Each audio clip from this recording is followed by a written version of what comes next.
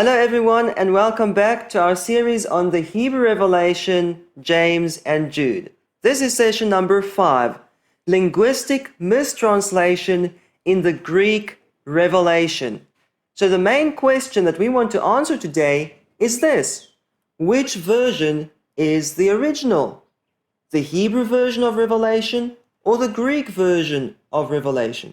Or maybe the Aramaic version of Revelation? And to answer this question, we are going to study special examples of mistranslation where the original text was misread and mistranslated because in the original language, two words looked or sounded similar and the translator got confused and he mistranslated the text. And this will be a very good proof to show which version is the original and which version is the second-hand translation. Now, some people might be wondering, why do we need to study all this linguistic detail in the Hebrew Revelation? It is very important for us to understand which version is the original because there are major differences between the Hebrew and Greek versions of Revelation. For example, is Yeshua the morning star? Based on the Greek revelation, yes, Yeshua is the morning star. Based on the Hebrew revelation, no, Yeshua is never called the morning star. So this even affects our relationship with Yeshua. Can we refer to him as the morning star? Can we sing, Yeshua is the bright shining morning star?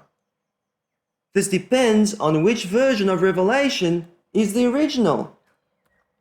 Is Yeshua the Alpha and Omega? Is it acceptable to Yeshua if we refer to him as the Alpha and the Omega? Is that pleasing to him? Based on the Greek version, yes, Yeshua calls himself the Alpha and the Omega. But based on the Hebrew version of Revelation, Yeshua never refers to himself as the Alpha and the Omega. Is Yahweh or Satan king right now?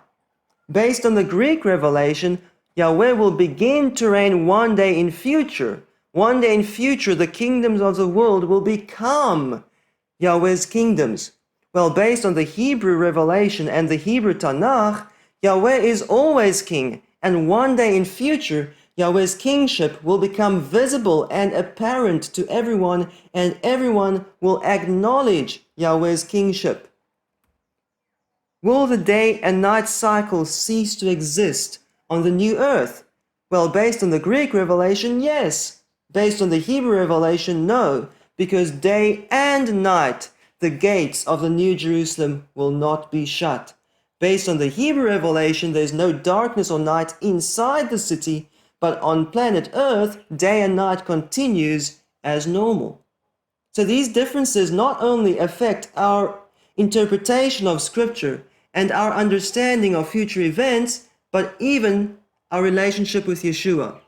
Now, unfortunately, most scholars and Bible teachers have already decided that the Greek version is the original, and they don't care anything about the Hebrew revelation or the Hebrew New Testament manuscripts.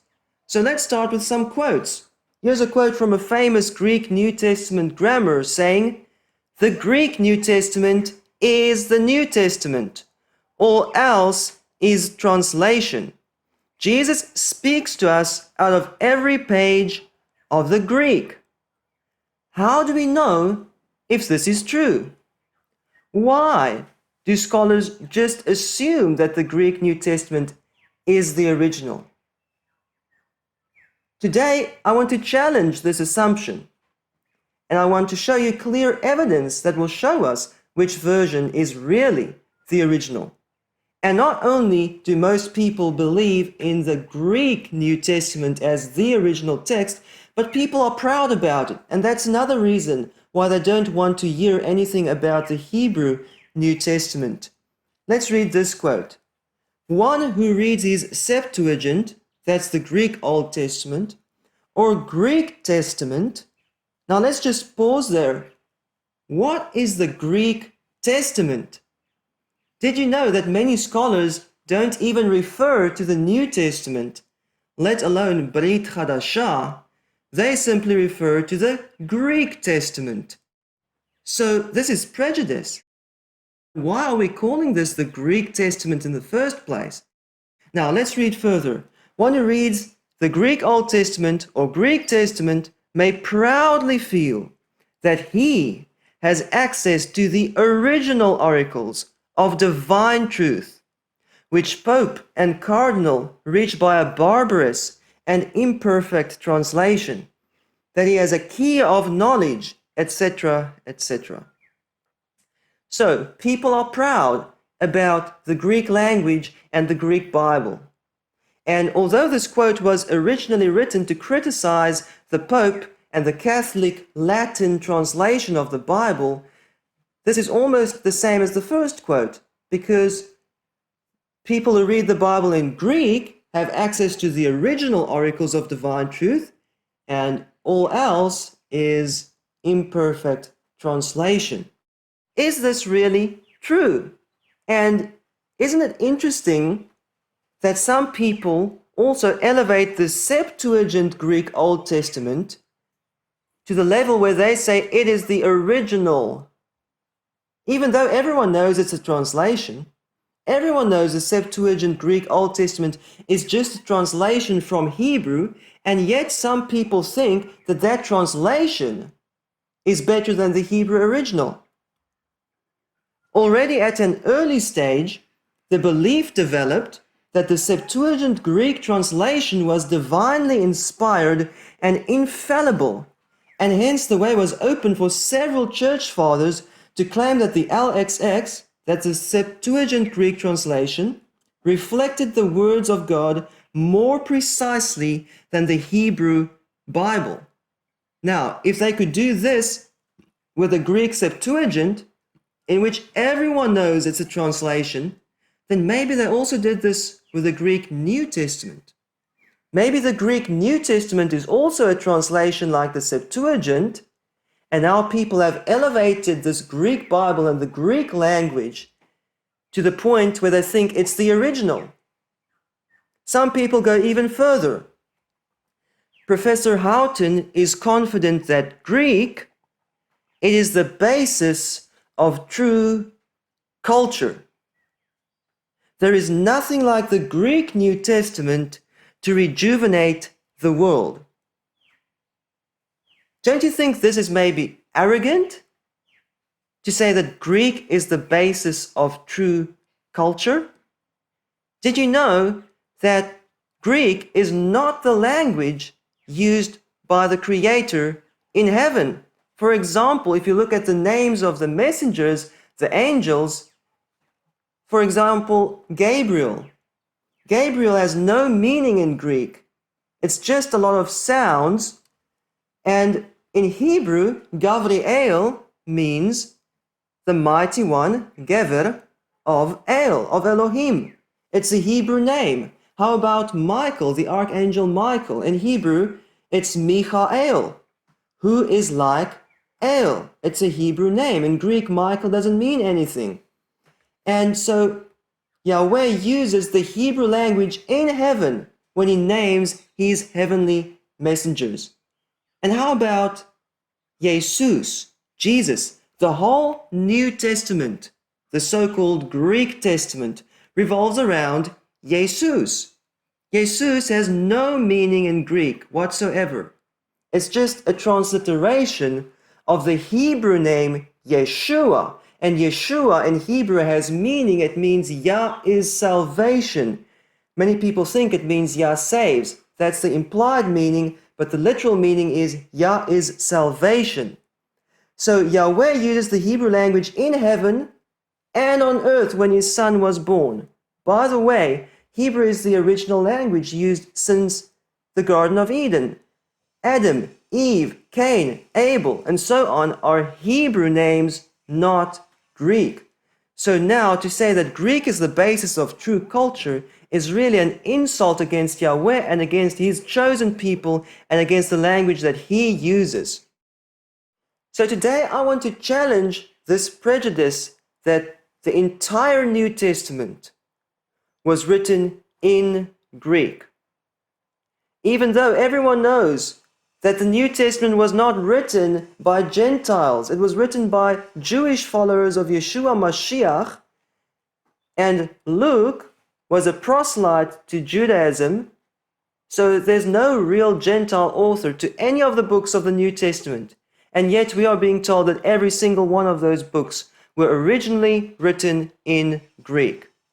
Today we want to look at 4 examples of mistranslation in the book of Revelation that will show us very clearly, from a linguistic perspective, which version is the original and which version is the mistranslation.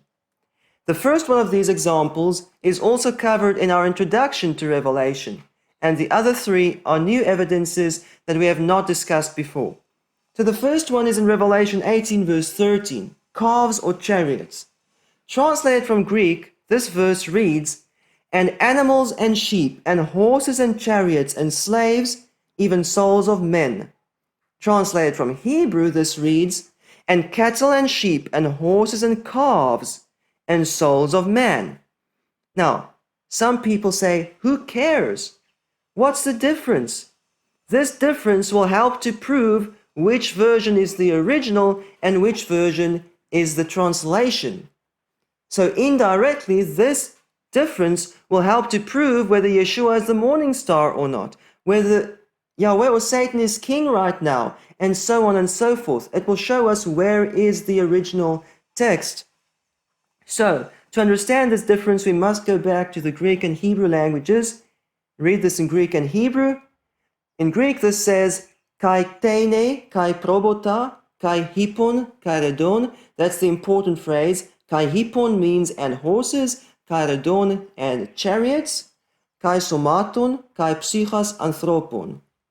In Hebrew it says, uvkarim, uchvasim, vesusim wa agalim. That's the important phrase. Vesusim and horses, wa agalim and calves, venishmot adam.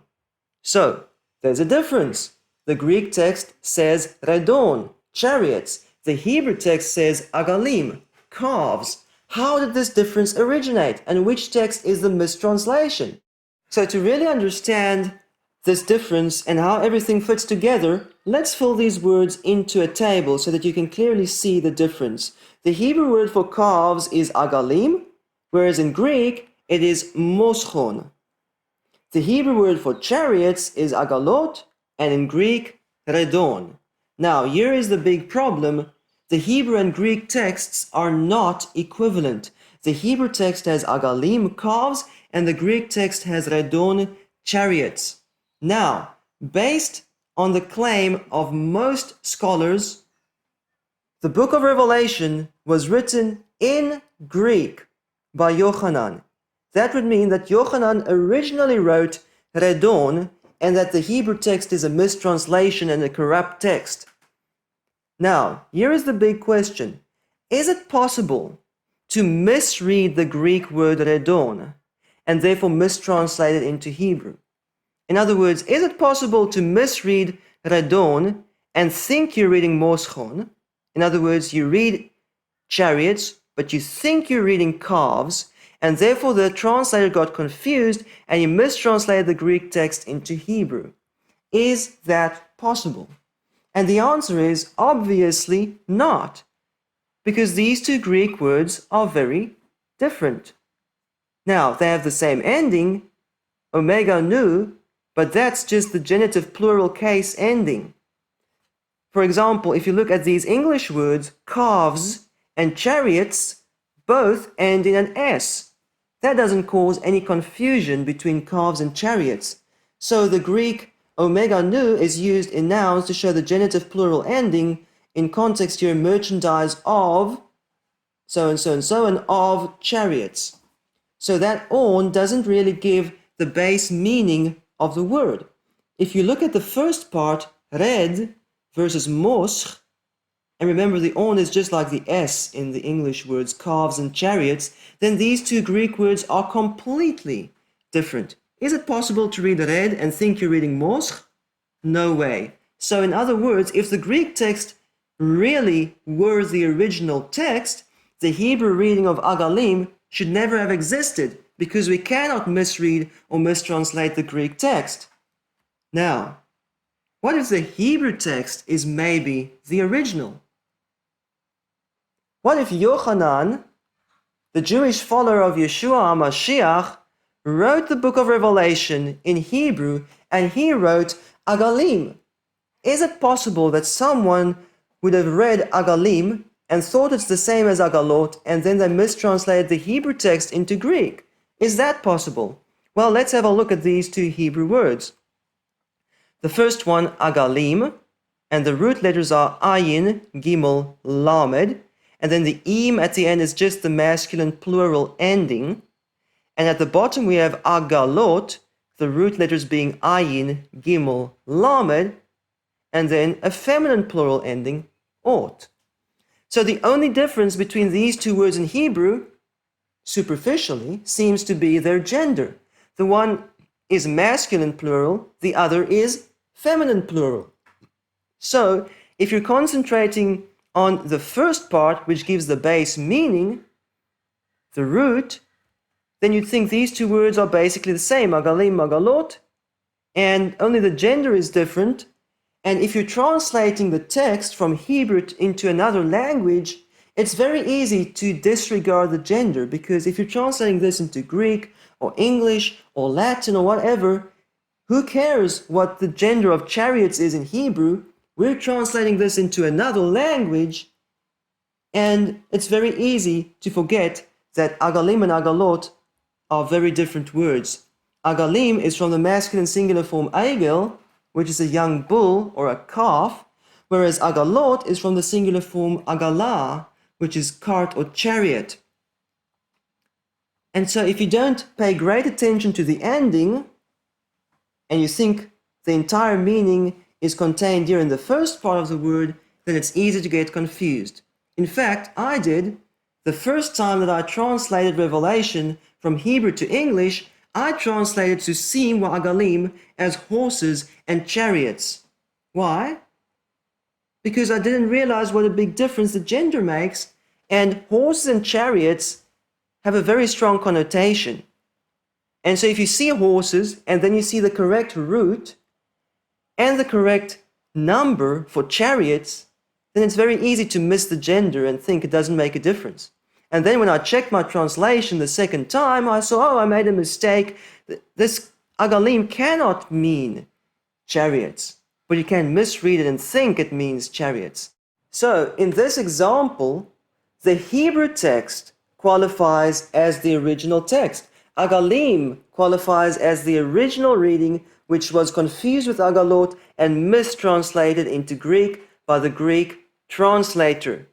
In this example, the Greek text cannot be the original. If the Greek text were the original, this Hebrew reading of Agalim should never even have existed at all.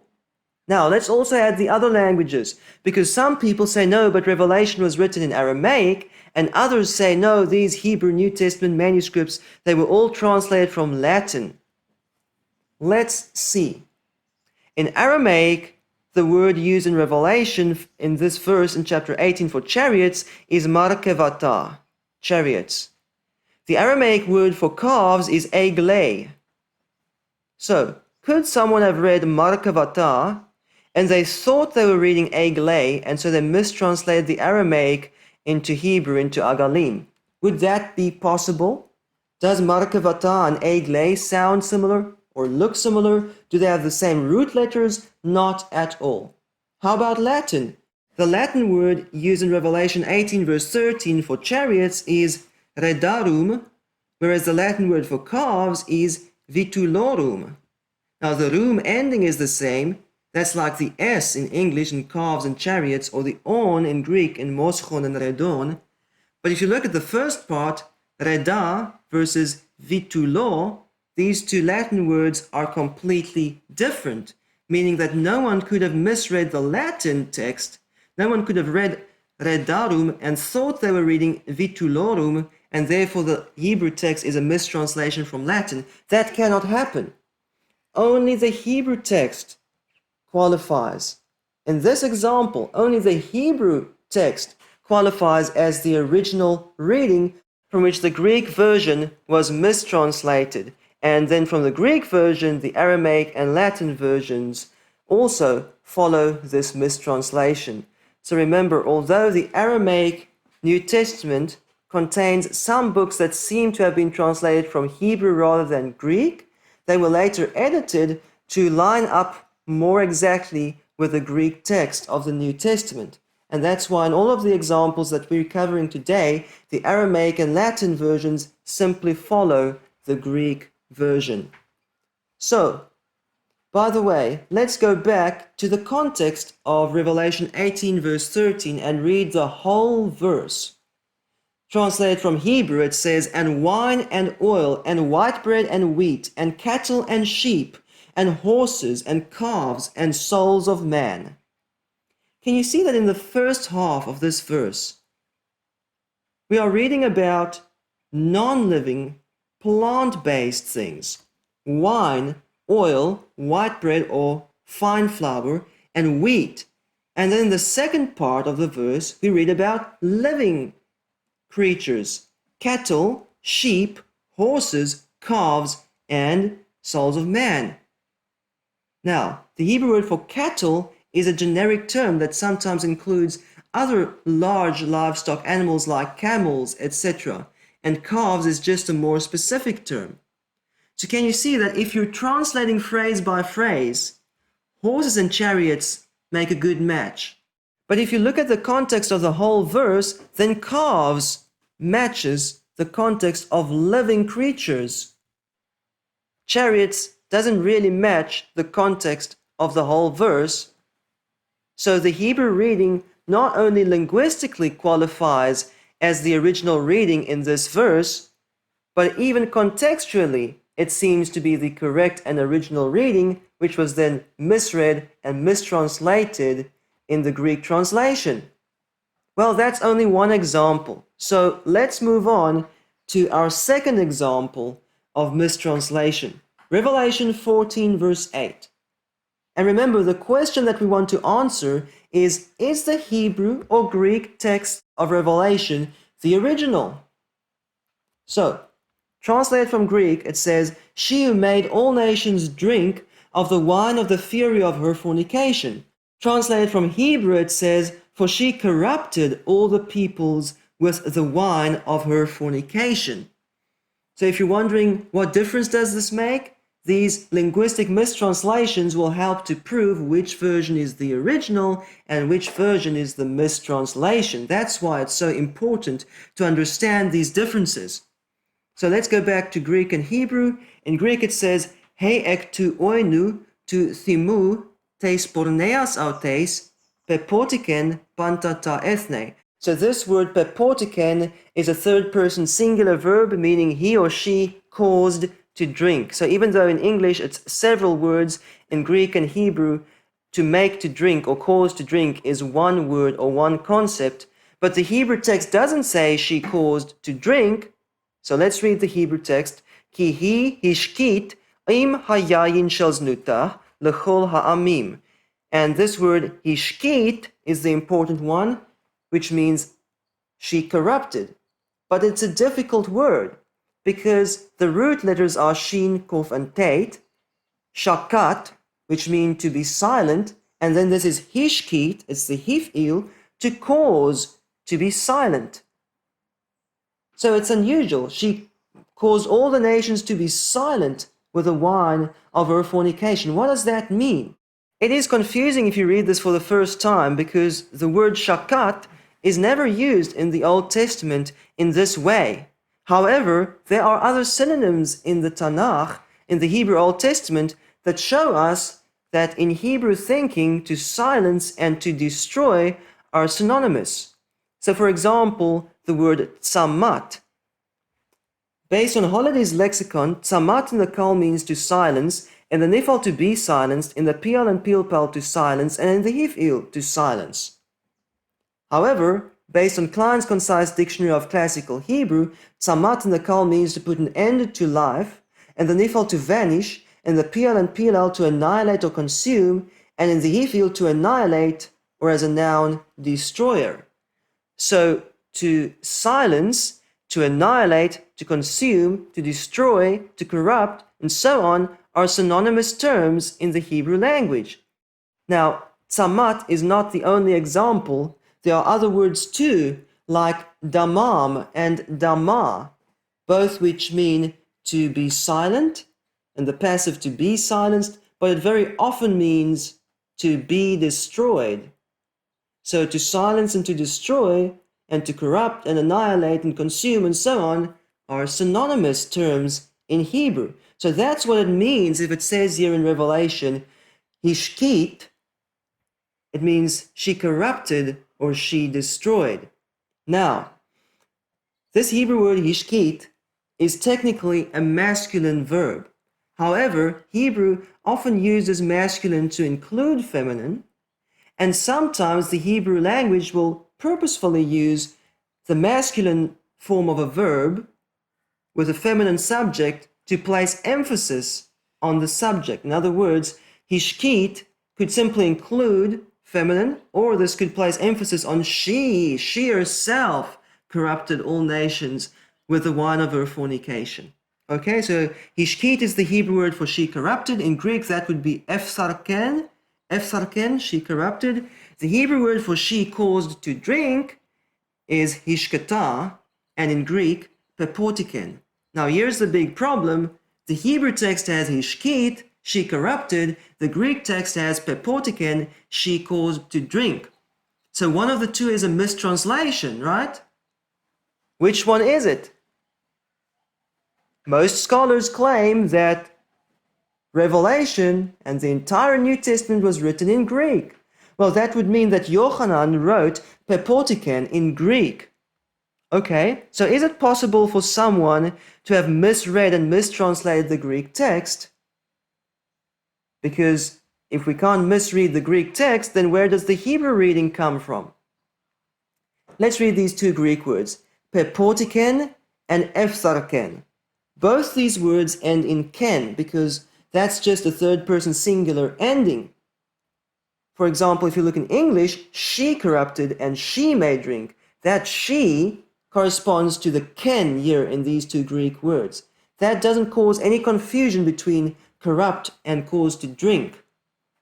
So is it possible that someone read pepoti and thought they were reading ephsar? Do these two Greek words sound similar? Do they look similar? Can they be confused? Not at all. The Greek text in this example cannot be the original text because it cannot be misread. It cannot be mistranslated. So if the Greek were the original, this Hebrew variant should never even have existed. However, what if Yochanan originally wrote in Hebrew and he wrote hishkit? Could someone have misread that as hishkata or thought it meant the same thing, and therefore they mistranslated the Hebrew text into Greek as perpotiken? Is that possible? Let's have a look at these two Hebrew words, hishkit and hishkata. Now remember, I told you that hishkit is a masculine verb and hishkata is a feminine verb. And if you just listen to these two words, hishkit and hishkata, you might think the only difference is the one is masculine and the other is feminine. So what difference does it make? Because we know the subject is feminine, she, so hishkit and hishkata is the same. No, it's not, because hishkit here is with a tate, and hishkata is with a tau. So it's different. But if you don't pay attention to the difference between tate and tau, you will think there's no difference. Just the other day, I asked my sister, what do you think does hishkit mean?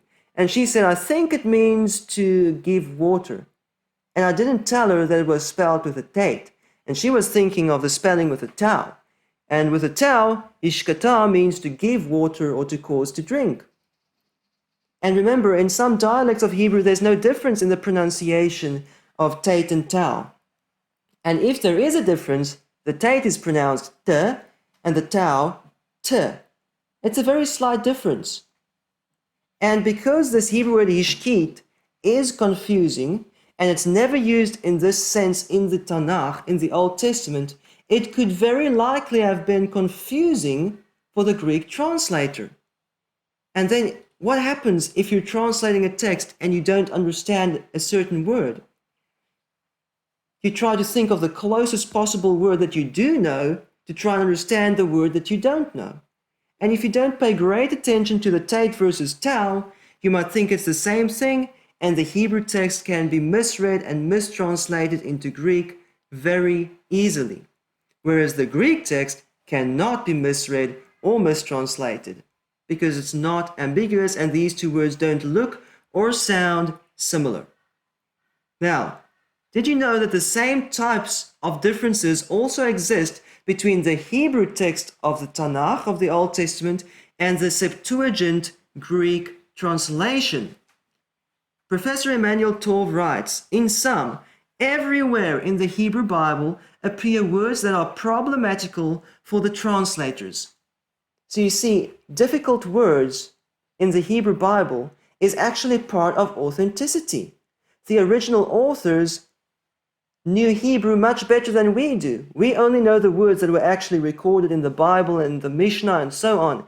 And they had a much wider vocabulary than we do, and therefore they sometimes used words that they were familiar with, but we don't understand. We don't know these words, and it's problematical if you need to translate those words. Okay?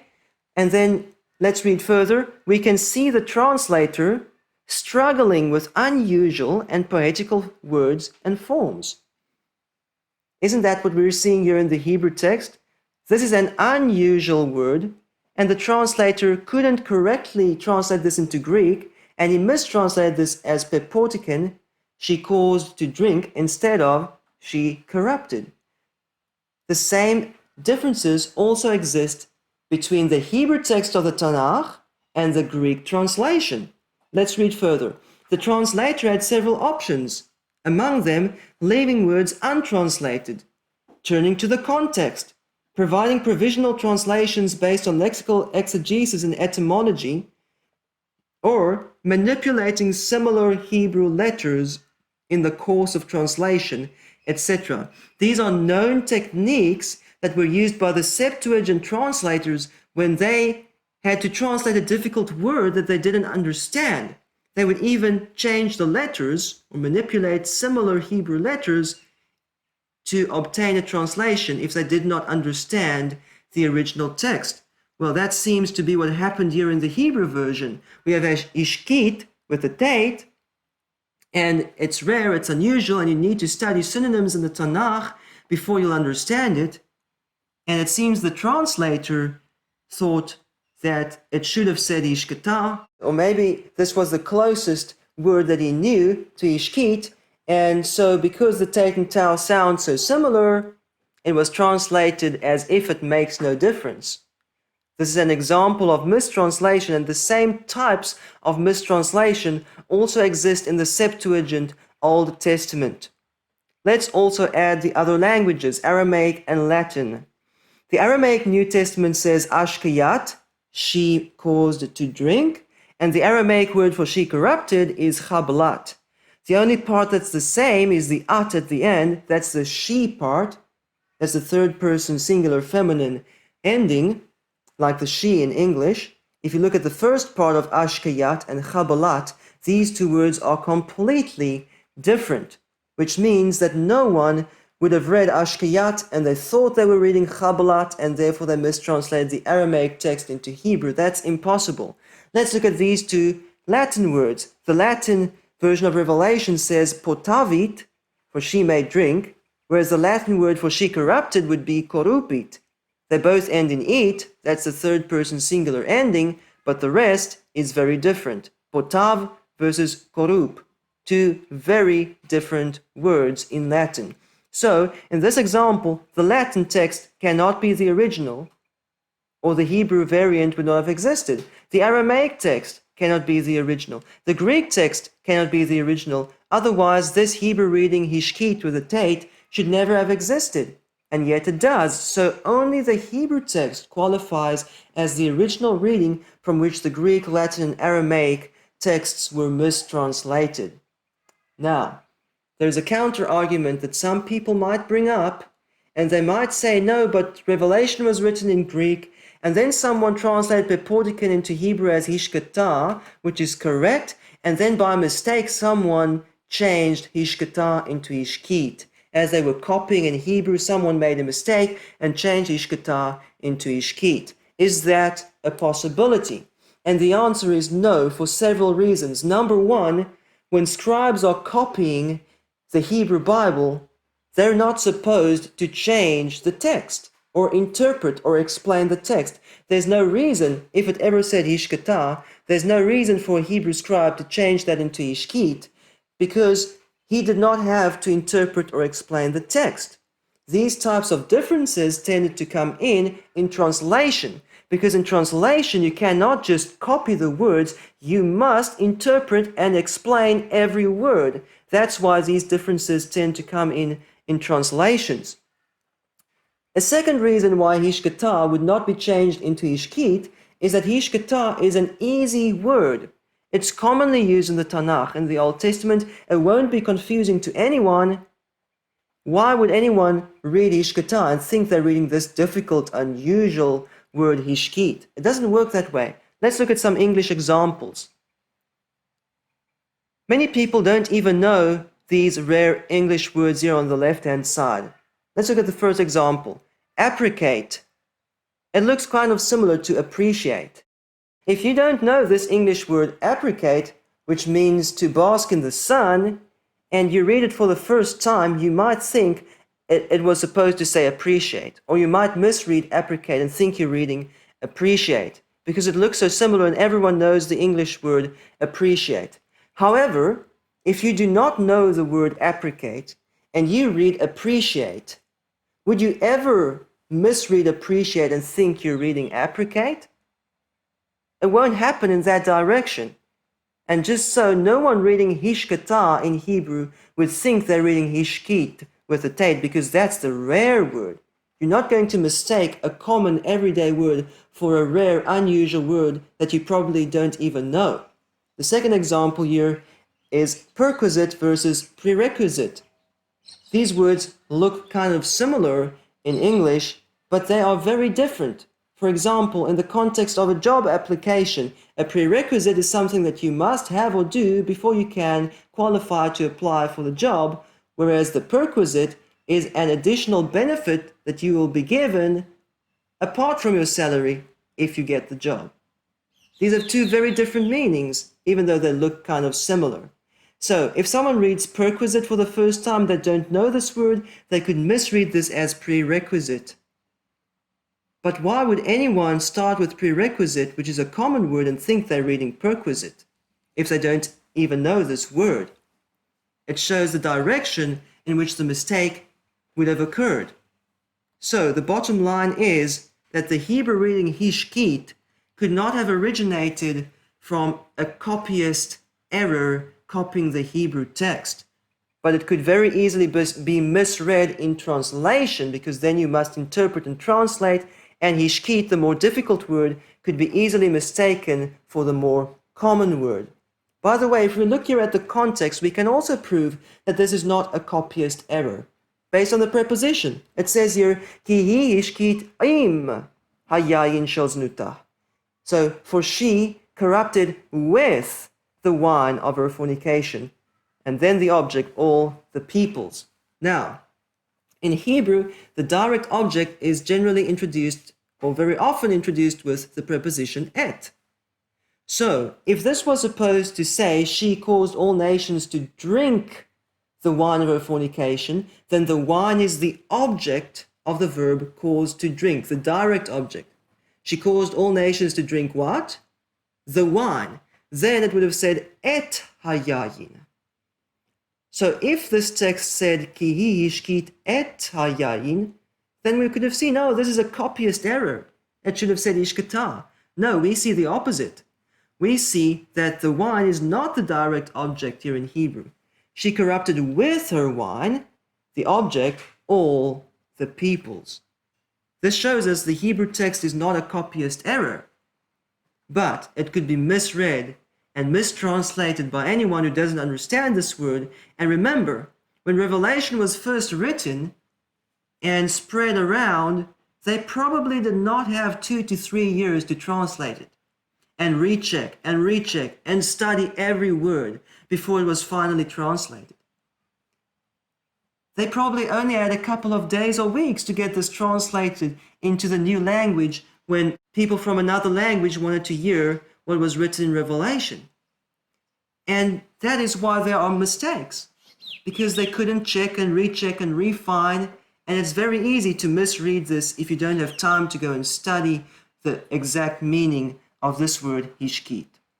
Okay, so that was the second example showing that the Hebrew reading could be the original from which all the others were mistranslated, but neither Greek, Latin, or Aramaic could be the original from which the Hebrew was mistranslated.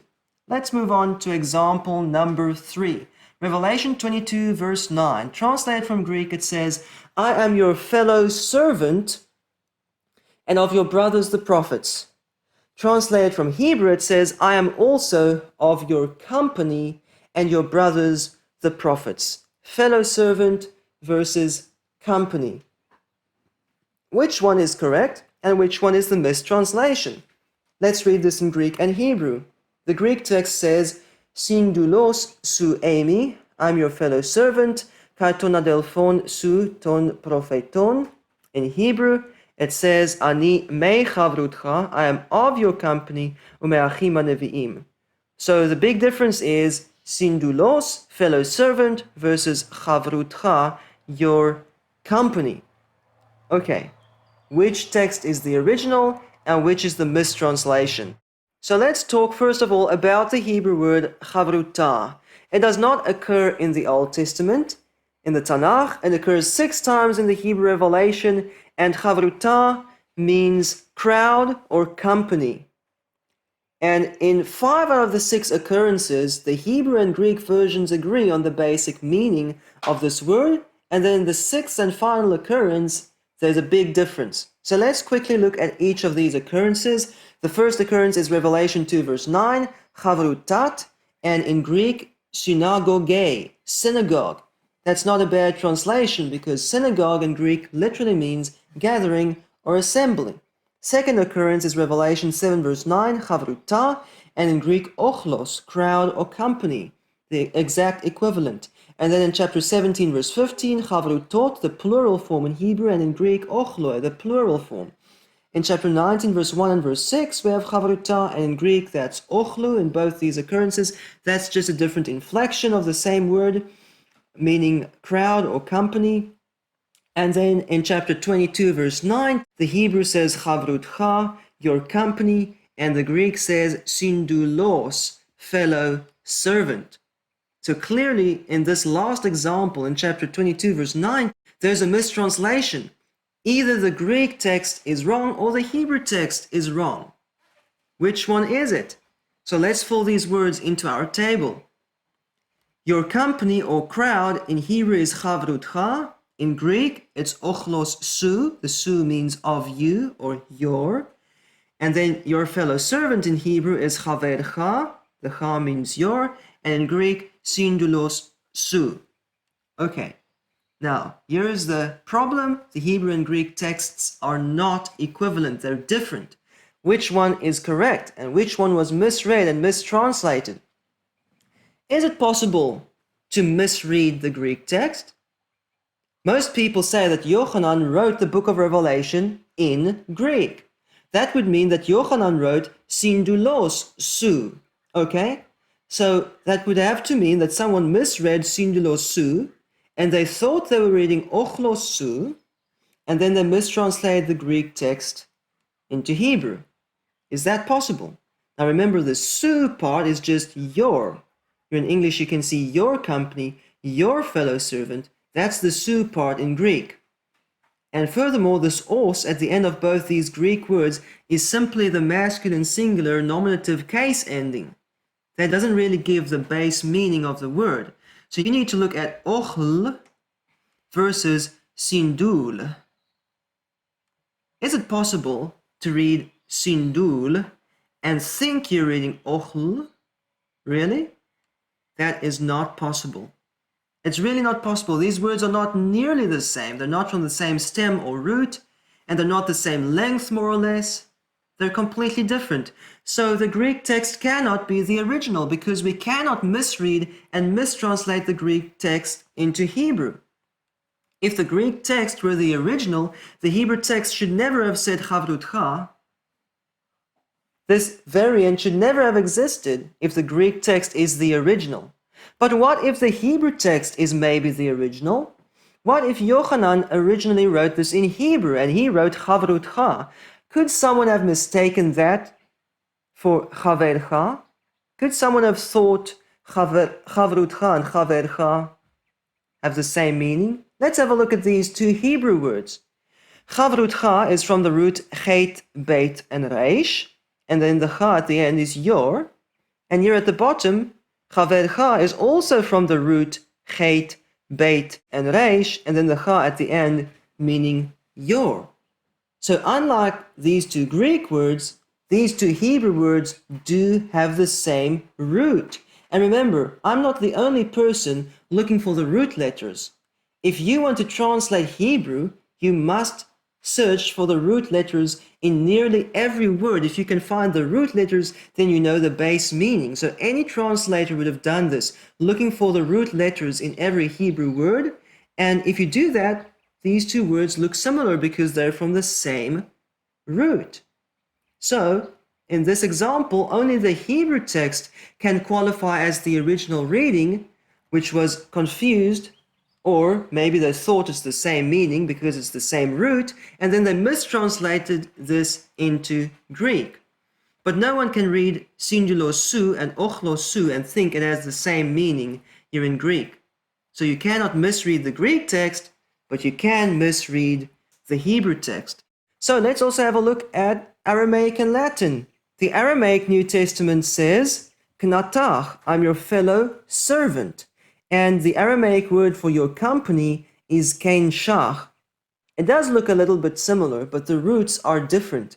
Here at the top we have the root kaf, nun, and shin in kein shach, and in knatach the root is actually kaf, nun, aleph. In this case the aleph shows up as a tau. So whether you're looking at the original root or the root letters as they show up, these are two different words and two different roots in Aramaic, whereas in Hebrew, it's the same root in chavrutcha and in chavercha. How about Latin? The Latin New Testament says conservus tus, your fellow servant, whereas the Latin phrase for your company would be turbatus, the tus meaning your, as in English, your company, your fellow servant. So look at these two words, conservus and turba. Do they look the same? Do they sound the same? There's no way that these two Latin terms could be confused. These two Aramaic terms are not from the same root. These two Greek phrases are not the same. They're not from the same root or the same stem. But in Hebrew, chavrutcha and chavercha are from the same root. Therefore, only the Hebrew reading chavrutcha qualifies as the original reading from which the other translations were mistranslated. Now, there's another reason why the Greek translator could have been confused and could have mistranslated this Hebrew word chavrutcha, and that is that in the first occurrence it does say your fellow. Remember, this happens twice, that Yochanan falls down before the messenger to worship the messenger, and the messenger says, no, don't do that, don't worship me. And the first time the messenger says, Ani chavercha, I am your fellow, or your fellow servant, umeachecha, and of your brothers. And then the same thing happens again, and Yochanan again falls down before the messenger, and the messenger says, no, don't worship me. And he says, Ani mechavrutcha. This time he says, I am of your company. Umeachim, I am of your company and brothers. And so, if anyone translated this from Hebrew into Greek or into another language, the first time it said, I'm your fellow servant, now the same story happens all over again, and you see it's the same root letters, chavar, and you translate it the same way. Now, if this is the case, it would mean that the Greek translator disregarded the min prefix here, the main prefix, which represents the preposition min, I am of your company. And that would also mean that the Greek translator disregarded this wow and tau internally in this word and simply translated based on the root letters without really paying attention to the exact form of the word. Is that possible? Did Greek translators do that? Yes, there are examples in the Septuagint Old Testament showing that the Greek translators sometimes did this. Here's a quote saying, in some cases, the translators of the LXX of the Septuagint Greek felt at liberty to manipulate the consonantal text, disregarding prefixes and suffixes. So the example that Emmanuel Tov is discussing here is the Hebrew word uvatzelachot, and then the Greek translator ignored the ot at the end and the bait preposition here at the beginning, and he just looked at the root letters. Let's read further. The word was probably unknown to the translator, who derived it disregarding both the internal division of the verse and the prefix and suffix of the word. And the Greek translator rendered this as "and it succeeded," rather than translating this as "and in pans," two completely different meanings. And they just looked at the root letters, tzad lamed chet, and they translated this word as "and it prospered." A complete mistranslation in the Greek Old Testament because the translator simply looked at the root letters and ignored the prefixes and suffixes. And this is also similar to what we saw in the first example today, agalim versus agalot. The only difference is the gender of the ending, masculine plural versus feminine plural. And if the translator did not pay great attention to the detail, then he would have mistranslated the text very easily. So, this is what happened here. Chavrutcha. The translator ignored the wow and the tau there. He just focused on the root letters, chet beit reish, the same root letters as in chavercha, and there we have the mistranslation in the Greek text. Let's now move on to our fourth and final example. Revelation 12 verse 15. Is the Greek or the Hebrew text of Revelation the original?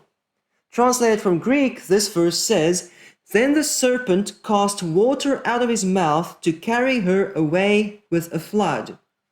Translated from Hebrew, it says, "Then the dragon cast waters from his mouth to annihilate her," or to completely destroy her. So there's a difference, to carry away with a flood or to completely destroy. Let's read this in Greek and in Hebrew. In Greek it says, "Kai ebalen ho'ophis ek tu stomatos autou, hina autein potamophoreton poiese." Potamophoreton means washed away by a flood. Poiese means caused to be. So even though in Greek it's two separate words, to cause to be carried away by a flood, in Hebrew it would simply be one word or one concept. But the Hebrew doesn't say the serpent did this to carry her away with a flood. It says, "Ve'ishlicha tanin mayim mipiu le'ashkit ota." Does that word look familiar? It's again the root shakat in the hif'il conjugation. It's the word that we saw earlier today. The Greek translator didn't understand and he mistranslated it. Now we see the same word here in Hebrew, and it's rendered totally differently in Greek. Now, in our table, the Hebrew word lehashkit, to annihilate or to completely destroy, in Greek that would either be exolethriusai or apolesai. These are two synonymous terms in Greek, and it depends on the exact choice of the translator or the writer. So we have both possibilities there. And then in Hebrew, to wash away is lehashtif. And the idea of a flood is carried in that root, shataf, which means to overflow or to flood. So lehashtif in Hebrew, but in Greek, potamophoreton poiese. Now, the Hebrew and Greek texts are not equivalent. The Hebrew doesn't say lehashtif, it says lehashkit. And then the Greek says potamophoreton poiese. So they're not equivalent. Which one is the original and which is the second-hand or the mistranslation? If Revelation was originally written in Greek, that would mean that Yochanan wrote potamophoreton poiese in Greek. Okay, so where does the Hebrew reading come from? Could someone have misread the Greek text? Could someone have read potamophoreton poiese and thought they were reading apolesai? Is that very likely? Is that very possible? Could someone have read potamophoreton poiese and thought they were reading exolethriusai? Is that possible? Not at all. There's no way that this could be confused in Greek. No way. These words, potamophoreton poiese versus apolesai or versus exolethriusai, don't look similar, they don't sound similar, they're not from the same root, there's no resemblance there. There's no way that the Greek text could be misread and mistranslated into Hebrew. So where does the Hebrew reading come from? What if the Hebrew text is maybe the original? What if Yochanan maybe wrote lehashkit, to annihilate, using this unusual word, which is never used that way in the Tanakh, and so it's confusing to any translator? Could someone have misread lehashkit for lehashtif? Let's have a look at these two Hebrew words. They are more or less the same length. Look at this in Greek. Potamophoreton and poiese versus one of these two words, apolesai and exolethriusai. It's completely different. It's not even more or less the same length. In Hebrew, these two words are more or less the same length, and they have a lot of the same consonants. Lehashkit and lehashtif. Now, can you see here at the bottom, we have a tate as the second root letter, and at the top, we have a tate as the third root letter. At the top, we have a kof as the second root letter, and here at the bottom, we have a final pei as the third root letter, which almost looks like a mirror image of the kof. So these two Hebrew words look kind of similar, and the main difference between the two is called metathesis, or transposition. And in Hebrew, metathesis usually means that the vowel stays in place and two consonants switch places. So here we have the vowel letter yod at the same position in both these words, but the tate at the top is on the left-hand side, and here at the bottom it's on the right-hand side. And metathesis is a very common phenomenon in the Hebrew language. For example, some of this is even part of grammar. For example, in the hitpa'el conjugation, if the first root letter is a sibilant, then there's metathesis. You can't say lehit shameir, you say lehish tameir. And in some other words, there are variant pronunciations like keves and kesev, which have the same meaning, both mean lamb. And so this is something that's kind of common in the Hebrew language. Someone could easily accidentally apply metathesis when reading a word, especially a rare word that they don't know or understand. Now, let's also put this into a script that was used in the Bar Kokhba letters. So this is much closer to what they would have used in the 1st century. Can you see leashkit, leashtif? The kof looks very similar to a mirror image of the final pei. These two words look very similar in Hebrew. And especially if you keep in mind the fact that leashkit would have been strange and confusing to any translator, then it's easy to see how someone would have read leashkit and they thought, no, it should have said leashtif. Or they read leashkit and they thought it means the same as leashtif. And isn't it interesting that this Hebrew word shakat in the Yif'il occurs twice in the Hebrew Revelation, and in both cases, the Greek version have very different words. In the first occurrence that we covered today, shakat in the Yif'il was translated in Greek as perpotiken, she caused to drink, and in this example, it was translated as potamophoreton poiese, to wash away with a flood. And so this shows us that the Greek translator did not understand what the Hebrew word shakat in the Yif'il meant, and he had to guess what the meaning was and try to make it match the context. Did you know that the Septuagint translators, who translated the Old Testament from Hebrew into Greek, did the same thing? They made similar changes? Let's read this quote by Emmanuel Tov. He says, "The mere variety of the renderings, especially within one translation unit, shows the translator's uncertainty with regard to the meaning of the word.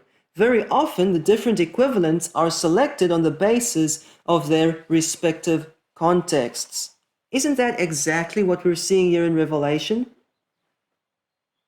Professor Tov says this based on the Septuagint translation versus the Hebrew text of the Old Testament. But now we're seeing an example of this in Revelation. Because in the first occurrence, leashkit is translated in Greek as to cause to be carried away by a flood. In the second occurrence, ishkit is translated as she may drink. In the first occurrence, the translator looked at the context and he said, in the context, we have a river. We have a river. The dragon casts water out of his mouth like a great river. So let's translate leashkit as carried away by a flood or a river. And then in the second occurrence, Revelation 14 verse 8, she corrupted, the context talks about wine. And so the translator said this must have something to do with drinking the wine. She made them to drink her wine. And these renderings are so different that it seems to show the Greek translator did not understand the Hebrew word shakat in the Hebrew, and so he simply had to make a guessing translation. Let's read further in this quote. We submit that the translators of the Septuagint Greek Old Testament sometimes knowingly manipulated the Hebrew consonants in order to create words which would fit the context better, in their opinion, of course. For example, because the vorlich was not understandable to them. So what does this mean? It means that the Greek translators, if they did not understand a word, they would sometimes purposefully change that word into something that they could understand and could translate. By vorlich here is meant the Hebrew text from which the Greek Septuagint was translated. Okay, and this is what we see here in the Hebrew revelation versus Greek revelation. Maybe you're thinking these two Hebrew words are too different to be confused by mistake. They're much closer than these two Greek options. But also we know that the translators would sometimes knowingly change the consonants, knowingly change a word that they did not understand into something that they do understand in order to make a translation. Because when a word is translated, it must be explained.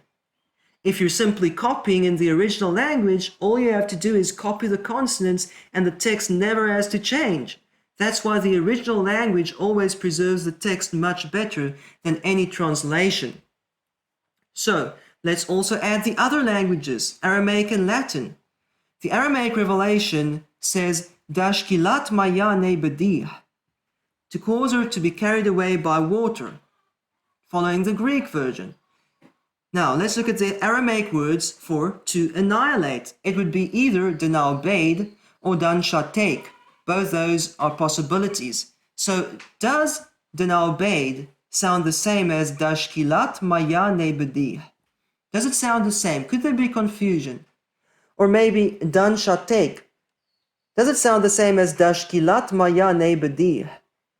It doesn't sound the same, so the Aramaic text could not be misread or mistranslated. Let's look at this in Latin. Faceret trai afflumine versus peredat. Does it sound the same? Could this be confused? No, there's no way that the Latin reading could be confused and mistranslated into Hebrew. So, only the Hebrew reading lehashkit qualifies as the original text from which the Greek, Latin, and Aramaic versions were mistranslated. The Hebrew reading leashkit cannot be a mistranslation of the Greek, Latin, or Aramaic versions. And so what this shows us is the Hebrew version of Revelation is the original. The Hebrew version of Revelation preserves the original text. The Hebrew version of Revelation preserves the original vocabulary, which shows us how easily this could have been mistranslated. I think this is incredible. This is really clear linguistic evidence for the Hebrew origin of Revelation, and this is evidence that the Hebrew text of Revelation in the manuscript of 00.1.16 from the Cambridge University Library is authentic. It's not just a translation, it preserves the original text. So, let's sum up. Most scholars, pastors, and Bible teachers claim that the Greek New Testament is the authoritative version, and all else is imperfect translation. However, linguistic study in the Hebrew and Greek versions of Revelation shows the Hebrew text to be the original and the Greek, Latin, and Aramaic texts to be the second-hand, imperfect translations. Therefore, when the Hebrew and Greek versions differ, the Hebrew text should be seen as the authoritative version, not the Greek translation. If the Hebrew revelation does not refer to Yeshua as the morning star, for example, and the Greek revelation says Yeshua is the morning star, which version should we follow? Based on the linguistic evidence, the Hebrew text is the original and the Greek is the second-hand translation. I hope you found this interesting. Here's the title of our next study. You gave them blood to drink, for they are worthy of this. This phrase never made any sense to me until I read this in the Hebrew revelation. Now it makes perfect sense. So in the next session, I want to share with you several examples where the Greek revelation does not make sense, or it's even self-contradictory, where the Hebrew revelation makes perfect sense. So until next time, Shalom in Yeshua Mashiach.